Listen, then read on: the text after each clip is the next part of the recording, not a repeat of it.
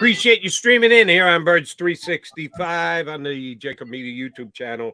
John McMullen Jody McDonald. And we are lucky enough to be joined by Tommy Lawlor, longtime Eagles reporter, writing these days for EaglesBlitz.com. Tommy, Happy New Year. Were you watching last night's Monday Night Football game between the Bengals and the Chiefs when it had to be stopped because of the injury to Damar Hamlin? I had gone into the kitchen to make a sandwich, and I came back out, and all the players were on the field in a circle, and I had no idea what was going on, so I started listening, and things just got weird from there. Yeah, scary situation. We went through a scary situation here in Philadelphia the day before that seems much less scary now that you saw what happened in Cincinnati last night. But with Josh Sweat, that was weird, Tommy, to see the hush over Lincoln Financial Field. People forget how some people forget how dangerous this sport is. And I don't know how you change that. I mean, it's just, yeah. And we talk about it all the time with concussion. Yeah, you're right. Football's football, and you can't make it safe. That's always been one of my arguments. I think it's disingenuous to kind of legislate safety into the game. I think that's the disingenuous part. It's violent. And that hit wasn't even all that violent, but bad things can happen when you have collisions between very fast and very powerful people. Yeah, I was texting with a buddy a couple of weeks back, and I said, if there was ever anything that would make me quit watching football, it's injuries. And not even just like what we saw with Josh Sweat and last night with Damar Hamlin, just all the guys, every pile, you see somebody get up to grab at an ankle, a knee, and these guys, their bodies, it's like they're going through 50 car crashes a game. Yeah. And the amount of pain they inflict on each other, they take on themselves, it's crazy. It really is. Football is just an amazing game. Bill Curry once talked about, there used to be a saying that football is a contact sport. He said, no. Dancing is a contact sport. Football is a collision sport.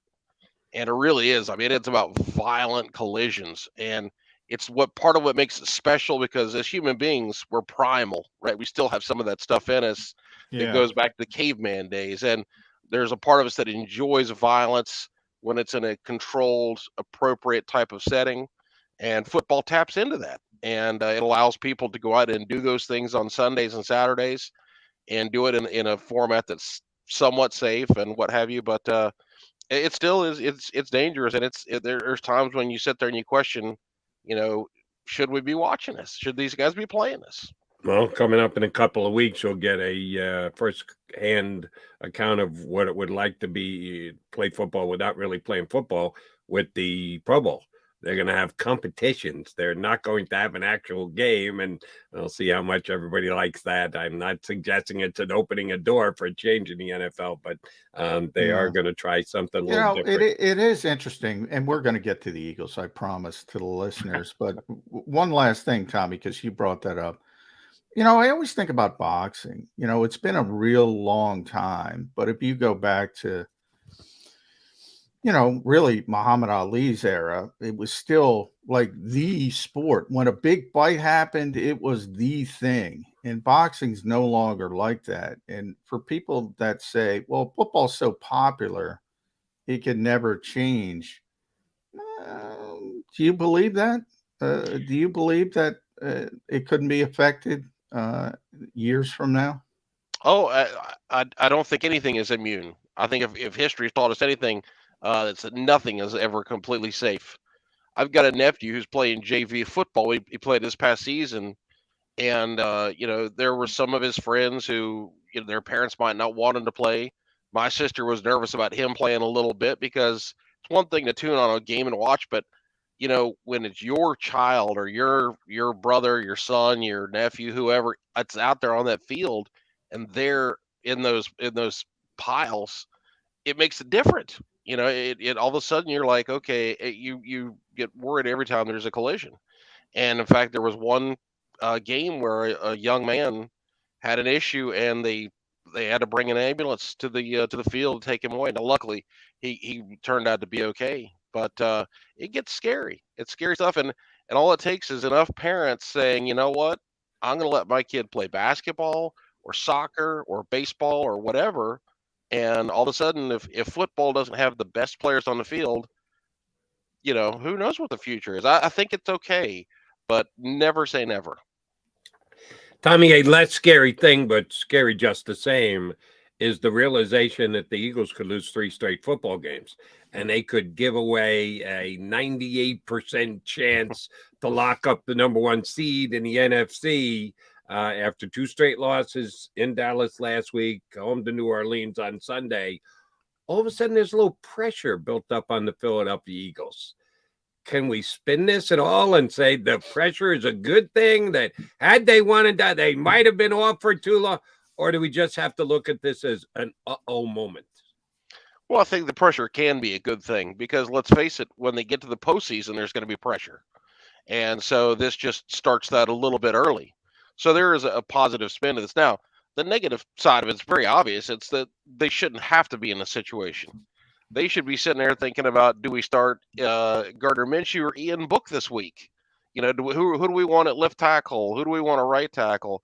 And instead, they've got to go out there and game plan and say, we've got to win this game. And now the ironic thing, of course, is they're sitting there going, will the Giants play their starters? Same thing happened last year. Amazing. The Giants really don't have to play the game. The Eagles do. And that's a good thing for the Eagles. I mean, the Giants, I can't imagine where the Giants are set up as the 6th seed, likely going to face a Minnesota team that is just absolutely leaking oil. I mean, they got a chance to get to the divisional round. They're not going to risk Saquon Barkley. They're not going to risk Daniel Jones, are they, Tommy Lawlor? It wouldn't shock me if they do go with their guys. Brian Daboll has really tried to put a stamp on that team by stressing culture and competitiveness. And you go back to the season opener when he went for 2 at the end of the game because he didn't want to play for the tie. He wanted to win, and he knew that team needed a culture change. And it was funny, right after the game, they said, are you going to rest your starters? They said, the offseason is for rest. We're going to play our guys. The next day, they said, are you going to rest your guys? I said, we're going to do what's best for the team. In the heat of the moment, he was like all fired up, and we're going to go play. And then Joe Shane got in his ear, basically. The Mara family, the GM, maybe his wife, who knows? They said, listen, if there's nothing to play for, Daniel Jones can hold a clipboard. Saquon Barkley he can guard Daniel Jones holding the clipboard, and because it's one thing. You do want to have that spirit. Let's go fight. Let's compete. Let's battle every second of every game. But you also have to be smart because one injury and it ruins your season. And like you say, the Vikings, nobody's scared of the Vikings. The only team scared of them, I guess, is probably the Vikings themselves. So let me ask you this, Tommy, because last week I proposed a potential theory for the Eagles and was told you're nuts. A middle-of-the-road gray area solution with Jalen Hurts being active this past week against the Saints. Potentially not playing on the sideline, only break glass in emergency. Have Gardner Minshew play, and if he plays well enough, Jalen just stands there the whole time. And my partner and others told me, no, Jody, either he's well enough to play and he starts, or he's not well enough and he's not active. There is no middle ground there. Can Brian Daboll find a middle ground? Can he start Daniel Jones and Saquon Barkley and keep them up, keep the momentum of the team going, but then pull them at some time to protect them? Or is this another one of those either-or situations? Either they play or they don't play. Well, they're healthy now, so that changes things. Then it's a question of, does he want them to get on the field just to avoid getting rusty, to keep them fresh, to keep things going? And if he wants to do that, he certainly could play them, like we see in the preseason, starters go out and play a couple of series, a quarter, and then they sit and the backups take over. The question for him is, what's the reward and what's the risk? And what reward does he get from having them play if they're not going to play the whole game or the vast majority of the game? And, with the Eagles, defense, with the pass rush they've got, it may not be worth it to have Daniel Jones out there. God forbid he gets sacked 6-7 times. What do you do if he gets hurt in one of those plays? And Saquon Barkley, all it takes is, a big hit from, Marcus Epps or TJ Edwards. All of a sudden his ankle or his knee gets twisted and you lose him and you lose Saquon Barkley, and that offense changes in a hurry. So he's really got to think what's best. And if I was advising him, I probably would lean toward resting your guys if there's literally nothing to gain from it. And it's not like they're a red hot team. They're 2-2 in their last 4 games. If this team was clicking along and had won 7 in a row and had this momentum and they were like a well-oiled machine, but they got blown out by the Eagles 4 weeks ago. They've got a close win, a close loss, and then a blowout win over the Colts, which was essentially like an exhibition game. So I would probably rest my guys, play in the playoffs, and see if you can get magic to happen for you. Yeah, and ultimately I think that's the way they will go. But for the Eagles, Tommy, I think it's just about getting right. I mean, they want to start feeling good about themselves. Jalen Hurts, ultimately, they probably didn't want to be in this position, but I think he's going to start. I think he's going to play. And we'll see how it shakes out, because you're not going to have Lane Johnson. Right tackle was an issue. But if I go back to the game against New Orleans, and I hate to do this, I'm going to break one of my own rules, but I'm going to break it because the performance was that bad. The old adage is quarterback gets too much credit, and when team wins, gets too much blame when a team loses. Not this time. Gardner was that bad. I mean, he was bad. To use a baseball analogy, that's like your starting pitcher goes out there, gives up 6-7 in the first inning, and you as a manager are sitting there, well, what the hell am I going to do? I mean, we're done. We're done for this particular day. That's how poorly he played. Now, Jody, to your point, when I from the Eagles mentality, they were never going to unfold your plan, but it would have been nice to have a relief pitcher, because Gardner just didn't have it.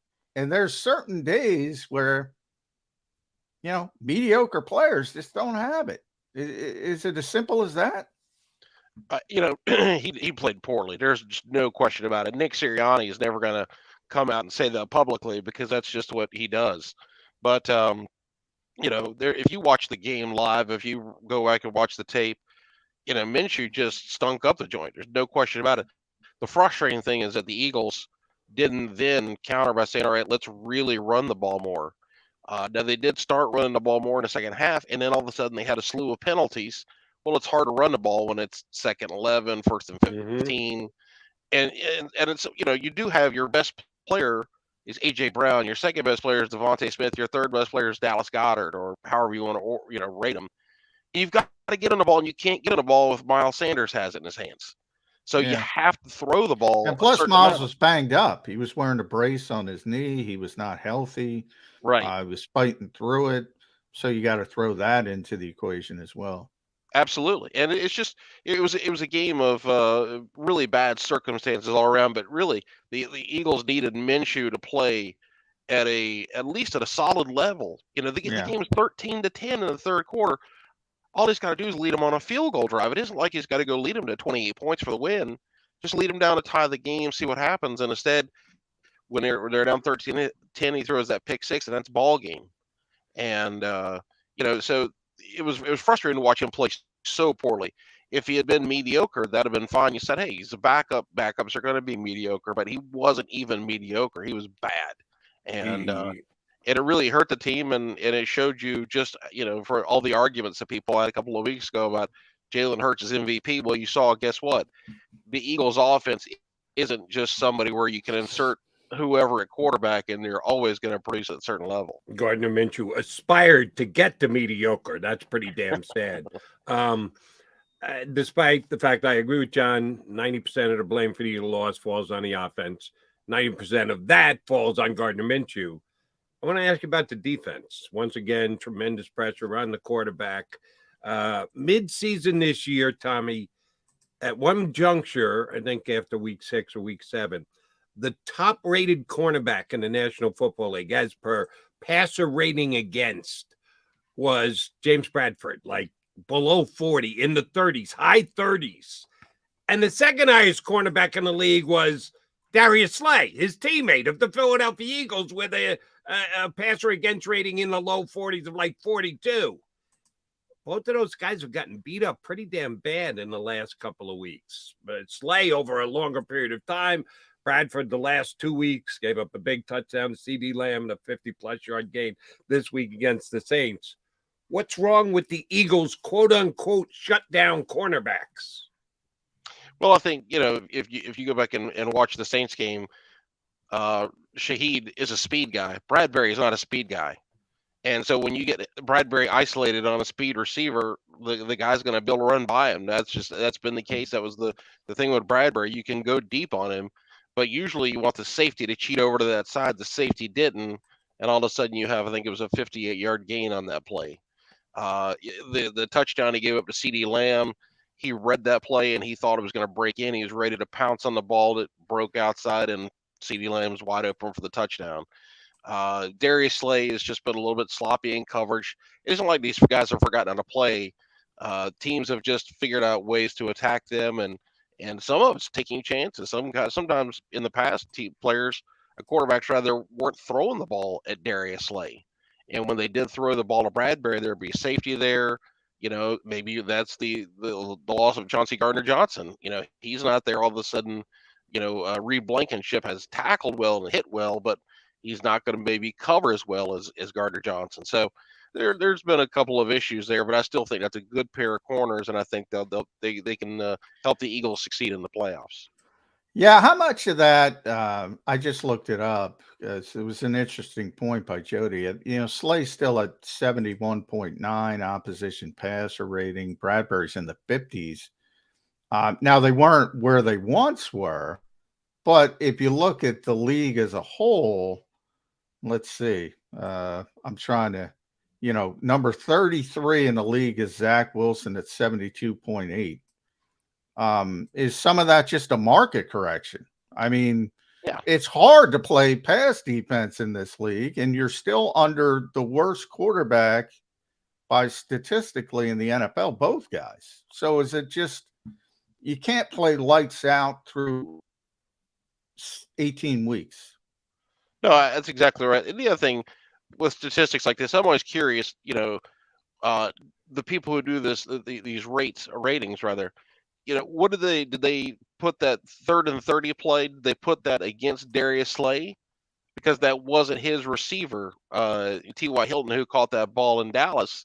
Yeah. It looked, when you watch live, like it was his receiver, but it wasn't. He was covered in the zone, and he was covered in the underneath zone, and was the safety who ever thought. So you wonder who's doing the ratings, and do they understand the real responsibilities on a given play of just because a defensive back is on the TV feed running with that receiver doesn't necessarily mean that that's his guy. So yeah. I question that a little bit, but they were playing at an exceptionally high level earlier in the season, and they've come to earth a little bit, but still they're both playing very good football. All right, since you went there, I want to follow up there. Something that's happened 2 weeks running now in the Eagles' losses, which concerns me. Slay on that play, the 3rd and 30 conversion. You're right. It wasn't eventually his responsibility. I thought he misplayed it, that he was up too tight. You need to be 5 yards off the line of scrimmage on 3rd and 30, playing in the flat. So what if they complete a ball in the flat? Back it up a little bit, ride the receiver further than he did, and maybe the safety has the chance to catch up. So it wasn't his main responsibility, but he tried to hold himself blameless because some people critiqued him for that, and it was just a really bad look. You don't understand what we do. If you can't talk to me about the way that I play, his firing back on social media unnecessary. And this past week with A.J. Brown, on the pick six slant, he did not run hard. He did not look to catch the football. The explanation afterwards, Gardner needed to look at him because he knew that the route was going to be jumped. So then you jog through your rep there, and he got a little defensive about those who critiqued and or questioned him afterwards. And it was Gardner's fault because Gardner didn't look at him. 2 weeks running. Eagles star players throwing teammates under the bus. Any concern for you? A little bit maybe, but in the modern era with social media, that stuff's going to happen because that's where these guys were getting a lot of flack, social media, and that's where they went to address some of this stuff. And that's just stuff that didn't happen 10 years ago, 15 years ago, and certainly you go back further, and it just didn't exist. They would have to listen to fans here and there, and they might make a comment to a reporter. But these days, people, because they go on to the Twitter or what have you, and they tag them and say, "Hey, I saw what you did," and enough people start yelling at you. It's hard to not want to react to that a little bit. With AJ, he gave an explanation as to what happened, and yeah, did he throw Gardner under the bus a little bit? Yeah, but listen, Gardner screwed up, and I would have preferred if AJ said, "Listen, I still should have run that route harder," because he should have. Gardner's the one at fault, but AJ Brown, it would have been nice if he had run that harder, just in case Gardner screws up, because you always want to protect your teammate in case they make a mistake. Yeah. And Yeah. the the 3rd and 30, that was just a debacle. Josiah Scott just screwed it up, but if Slay had fallen back more, maybe it would have affected it a little bit. But really, that was that play was on Scott. Yeah, and I agree, Tommy. I think it's a social media thing. I was talking about it with Hamlin. I mean, it's changed the world, and people are chirping. And you bring up the film, and a lot of people watch film now because it's easy to get, and a lot of people don't know what a specific play is designed to do, and they make assumptions. Some people know their stuff really well, but some people make assumptions and wrong assumptions. And, players get upset when they get blamed for things that aren't their fault. However, we're talking about Gardner Minshew and Josiah Scott here as the players who made the mistakes, backup players. Here's my concern with the Eagles, and I'll bring in the coaching staff. The next man up mentality, it's great to say, it's a coaching point. You want to prop up your guys. I always talk about coaching is an optimistic profession by nature. You have to be optimistic. You have to, because these are the guys you have to count on.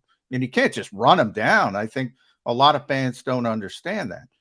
However, you can't believe it. You can't believe it and say, oh, Gardner can do what Jalen can do.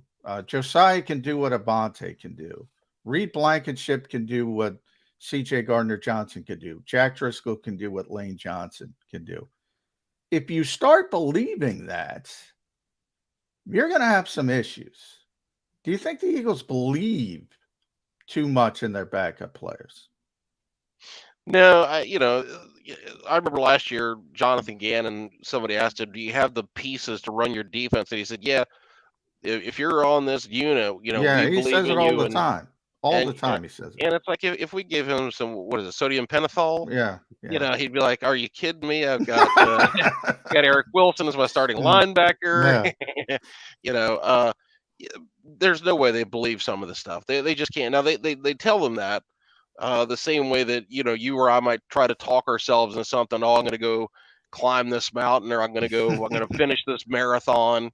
You've got to have a positive mindset. But if in reality you don't believe it, and you could tell when you watch the game plan against Dallas, that game plan was built for Gardner Minshew, and it made sense, and he made it work, and the offense really clicked, and that was so encouraging to see, and that's what made it so frustrating to watch the game. All right, but real quick, let me just follow up here with you, Tom. This is I'll use. I think you're right. For the most part, in Dallas, they did a good job offensively, but we'll go back to the 3rd and 30 play.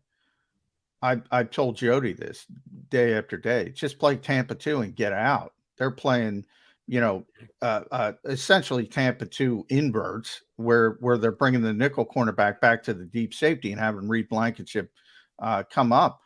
If that's Avonte Maddox, you're probably off the field. But you're doing the same damn thing with Josiah Scott. Now, fast forward this week, and you're doing the 4-by-1 thing, and Nick explained this yesterday, and it was his fault. It was his fault. It was his fault because they put Gardner Minshew in that position, whereas Jalen Hurts is probably going to recognize it and see, all right, I got to go to the other way. And that's what A.J. Brown is thinking. The quarterback understands Marshawn Lattimore is pretty good. He's got the leverage. He understands what's coming. You're counting on Gardner Minshew. So I think there's some objective plays that you can look at and saying they are just leaving up to lesser players to do what they expect the star players are doing.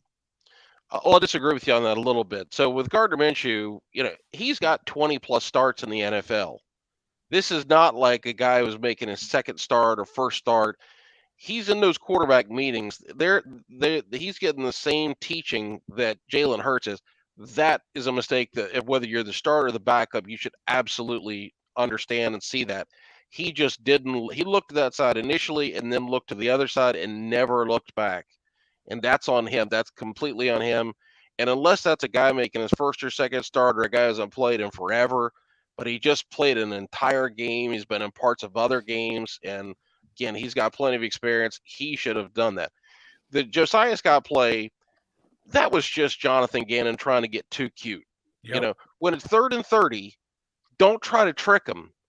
That would have been a perfect time for the Jim Schwartz sticks defense. Yeah, exactly. Just rush forward and line 7 guys up. Baby. Yeah, exactly. You don't try to confuse him on 3rd and 30. Get your guys deep. Why he did that, I don't know. I'm sure there was something he had in mind because Gannon's not a stupid guy. We might get frustrated with him, but he's not stupid.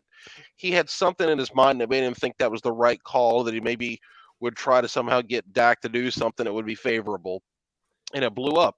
So those are cases where I think that the coaches, the one Minshew, I think is just completely on Minshew. The other one I do think is more on Gannon. He should have just, even if that is Avonte Maddox, I don't care who that is. It's not worth the risk. Yeah. Just put your guy deep and have him keep everything in front of him and attack it in front of him. 3rd and 30 is see it and go get it. That's all you want. Deception unnecessary is what Gannon should have been thinking. All right, that's different. But 3rd and 30. Let's end on this note, Tommy. And it ties into what John was just talking about. The coaching staff having to adjust on the fly. If you've got a backup player in, you have to acknowledge in your own mind the way you call games, the way you do things. All right, there's a drop-off here. Might not be a drastic drop-off, but there's a drop-off. Lane Johnson to Jack Driscoll's pretty drastic drop-off, but you get my point. And you have to acknowledge it, and you have to play around it.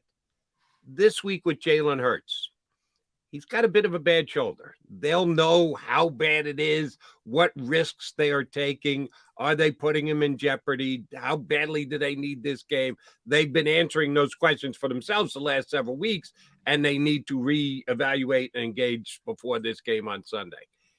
If he starts, which we're led to believe that's the way that it's trending, do they call a different game plan?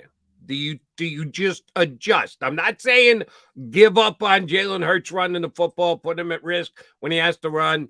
I don't think you can do that either, because the way Jalen Hurts plays the game has gotten the Eagles to where they are at 13-3, 13-1 before Jalen went out.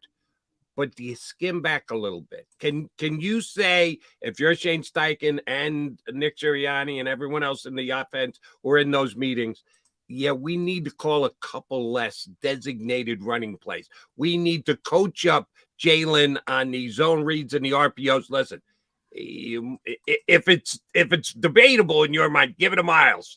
Don't keep it. Get it in his hands, and let's go from there. Did the Eagles coaching staff have to coach slightly differently with Jalen Hurts if he plays this week because of his shoulder? I think so. Yeah, absolutely. He's so valuable to you that, you've got to win this game. So your first focus has to be on winning. If the Giants sit their starters, that's going to change things entirely, because it gives you a real feeling of confidence about winning.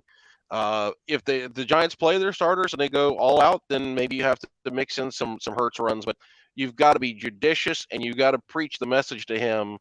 We need you for the postseason. So be careful, pick and choose your spots to be brave. If it's a critical play that we need to win the game, take your chances. If it's just a random first down in the first quarter, just get down and get rid of the football. Don't take the hit. And usually he's pretty smart about that. The play in Chicago, he was caught from behind. But usually he's really good about getting out in space, and if he sees a defender, he gets down. And that's one of the reasons I've had confidence in him staying healthy despite being a guy who takes some hits here and there, because he tries to be smart about it. If you want to follow Tommy on Twitter, do so at Lawlor NFL, and check out EagleBlitz.com, his website, where he gives you all of his Eagle insights. Tommy, we appreciate you jumping in with us and giving me your insights here today. Happy New Year, bud. Happy New Year to you guys, and hopefully we talk about a better game the next time we chat. Yeah. That is Tommy Lawlor. It will be a playoff game, that's for damn sure. There will be a playoff game. That's the good thing. Right. You know, we know the Eagles going to the playoffs. where that game is going to be played, who it's going to be against, is yet to be determined. It's going to be at Lincoln Financial Field. I mean, come on. The Giants don't have to play. They're not going to play. Johnny Mac, I believe you told me last week the Saints stink. They do stink. Quote unquote. But Gardner Minshew played the worst game he's probably ever played. I don't know. I'd have to go through his Jacksonville tape, but he played horrifically. And the Eagles got the ball with a chance to win down 13-10. The Saints do stink. They should have won that game by 3 touchdowns. I get that, but they won the game, and the Eagles didn't. So a team that stinks beat the Philadelphia Eagles this week for their second consecutive loss, and now have to play for their lives on Sunday against the Giants. So nothing is a given. I'm not giving this game to the Eagles on Sunday. You say right now, Jody, who are you going to pick? Which side? Eagles, Giants. I'm going to take the Eagles, but I'm not doing so with uber confidence of, yeah, it'll be the same 3-touchdown blowout that it was in New York earlier this year. I don't know that with the way the Eagles are playing right now and not knowing who's going to be at quarterback just yet for the Philadelphia. Yeah, I have uber confidence that Jalen Hurts is cleared and is playing. I no longer have uber confidence in, Gardner Minshew. After watching that performance, if you told me before the Dallas game, well, they would lose to Dallas, but put up 455 yards, whatever it was, I'd say, well, that's fine. They lost a shootout, but that's pretty good. And then I said, and I did say they would beat the Saints. And that was just a horrific performance. I mean, that was an awful performance by the quarterback. So you do lose a little confidence from that standpoint in the backup quarterback. But I haven't lost confidence in Jalen Hurts. If he's healthy, I mean, they did what they did to the Giants in the first game.